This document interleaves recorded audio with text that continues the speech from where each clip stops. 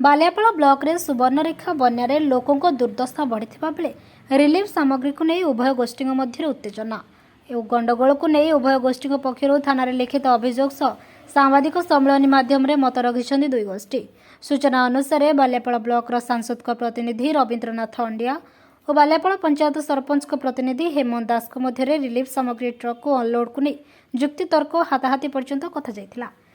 तेबे रवींद्र अंडिया पारुलिया स्थित बासभवन एक ट्रक आसिथिबा रिलीफ सामग्री नेउथबा प्रयास हेउथबा बेले हेमंत दास और तांको समर्थक विरोध करथिले। तेबे एहाकु नै सेठारे गंडगोल परिस्थिति सृष्टि होइथिला। पुलिस हस्तक्षेप पर घटनाटी नियंत्रण होइथिला।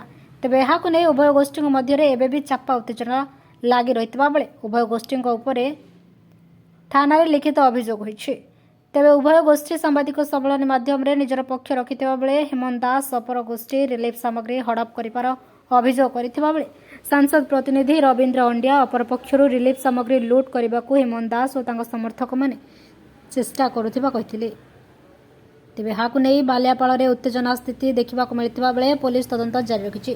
हेमंत दास किछि असामाजिक व्यक्ति नै आसी ताको लूट करिवार प्रचेष्टा करथिला।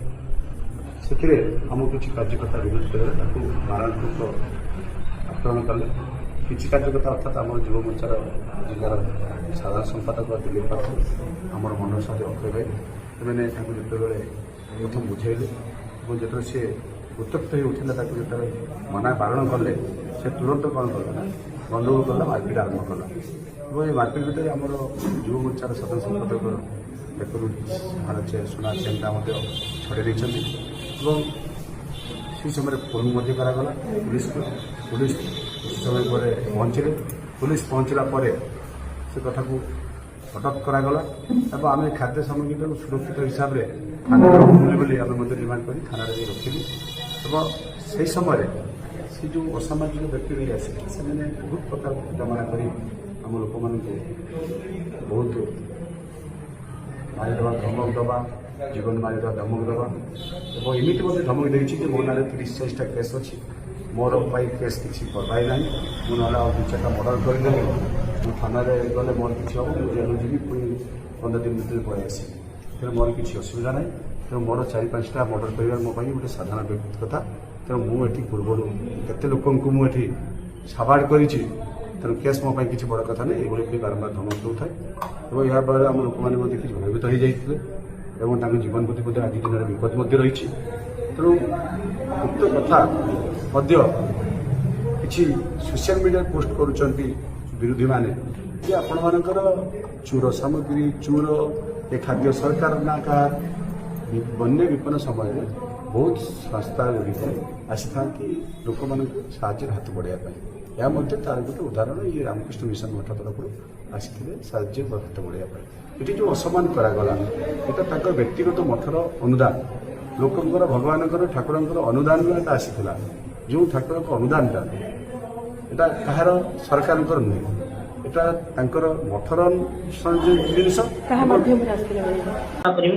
घटना माने काली संध्या 9:30 समय मते सरपंच महोदय फोन करी कहले जे होचु सेठी गोटे रवींद्र अंडिया घर सामने गोटे रिलीफ गाड़ी आसिकी बाहर करा जाउची किंतु पंचायतवासी अटक रखिंट से बहुत गंडगोल होती रवींद्र अंडिया से बाड़िया पिटा कर पहुँचती तो मुझे जाकि पहुँचला बेलू देखिली जे रवींद्र बाबू से गंडगोल करुँच से बालियापाल पंचायतवासी मानक पंचायतवासी कहते आम पंचायत भी बुड़ी आमको भी रिलीफ दि जाऊ किंतु से तुमको दिज्वनी कहीकि से धक्का फक्का मारूँ मुझे जो बुझेली बुझे गाड़ी छड़ा करदेली छड़ा करुवा समय सी मत मिसबिहेव कले जे यही असभ्यता जो यही चोरटा जो एत कथा घटी किंतु मुझे पचारे कहीं रवींद्र बाबू आप एमती कहते मुझे तो जानी मुझे तो आसिक समस्त जावाई कहूँ आप एमती कहीं कहते ना मो घर आगे तो बाहर तेणु घर आगे से आम ढड़ा ही नाम रास्तार ढड़ा ही मुझे कही यहाँ तो रास्ता आपड़ी कहवाई किए मुझे कहली ना कहली कहीकि मत धक्का मारे तापर से समय ट्रकटा हूँ 100 स्पीड रे कि एकाथरे गाड़ीटा स्टार्ट मारिकी पड़े जाऊला भोगराई आड़ू तो सेठू से ग्रामवासी मैंने पुणी जाकि गुडेकी आसिकी हूँ पंचायत सामना को जो पानी टांकी अच्छी से पानी टांकी पाखे धरले जे ताहले जतले संदेह आसिला जे ताहले एथिरे रिलीफ कहउचंती किंतु एथिरे रिलीफ नहीं गोटे चोरा जिनिस थाई पारे নহলে ସେମାନେ କାହିଁକି ଚୁପ୍ କିନା ନେଇକି ଦୌଡ଼ିକି ପଳେଇଗଲେ ସ୍ପିଡରେ ଗାଡ଼ି। ତ ଏଠି ଆସିକି ଯେତେବେଳେ ପହଞ୍ଚିଲେ, ଏଠି ପହଞ୍ଚିଲା ପରେ ବି ଏ ରବୀନ୍ଦ୍ର ବାବୁ ଆସି ସମସ୍ତଙ୍କୁ ବାଡ଼ିଆ ପିଟା କରିଛନ୍ତି। ତାର ଭିଜୁଆଲ ଆମ ପାଖରେ ଅଛି।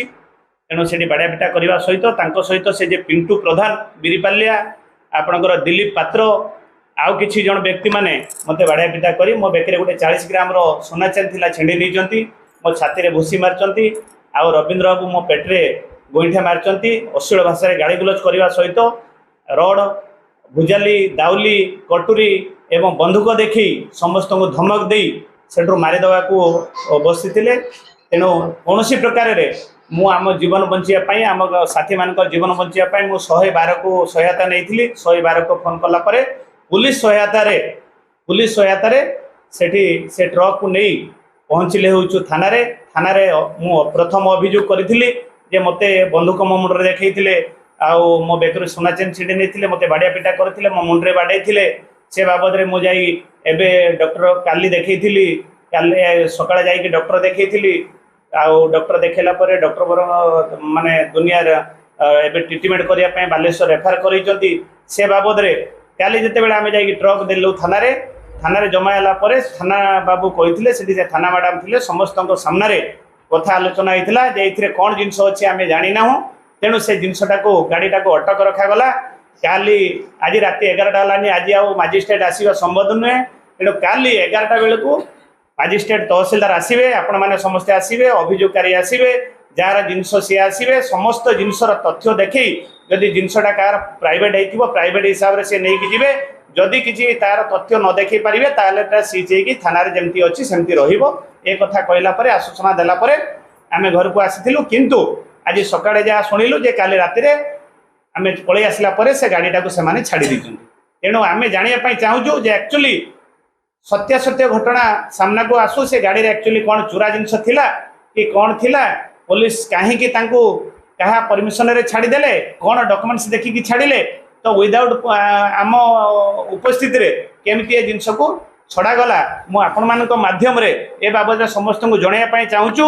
ଆଉ ଯେଉଁ ଭାରତୀୟ ଜନତା ପାର୍ଟିର ଯେଉଁ MLA କ୍ୟାଣ୍ଡିଡେଟ୍ ହେଇଥିଲେ ଯେଉଁ ରବୀନ୍ଦ୍ର ଅଣ୍ଡିଆ, ତାଙ୍କର ଯେଉଁ ବ୍ୟବହାର, ତାଙ୍କର ଯେଉଁ ଆଚାର, ତାଙ୍କର ଯେଉଁ ବ୍ୟବହାର, ତାଙ୍କର କଥାବାର୍ତ୍ତା, ତାଙ୍କର ଯେଉଁ ଅଶ୍ଳୀଳ ଗାଳିଗୁଲଜ, ଏ ବାବଦରେ ମୁଁ ନିନ୍ଦା କରୁଛୁ। ଆମ ବାଲିଆପାଳ ପଞ୍ଚାୟତବାସୀ ସମସ୍ତେ ସେ ବାବଦରେ ଅସନ୍ତୁଷ୍ଟ। ଯେ ଆପଣମାନେ ସୋସିଆଲ ମିଡ଼ିଆରେ ଦେଖିପାରୁଥିବେ, ନିଜେ ହାତ ଉଠେଇ ମା ଭଉଣୀ ଗାଳି କରି, ବନ୍ଧୁକ ଦେଖି, ରଡ଼ ଦେଖି ଯେଉଁ ଟାଇପ୍ରେ ବିହେଭ୍ କରୁଛନ୍ତି ସେଇଟାକୁ ମୁଁ ନିନ୍ଦା କରୁଛୁ।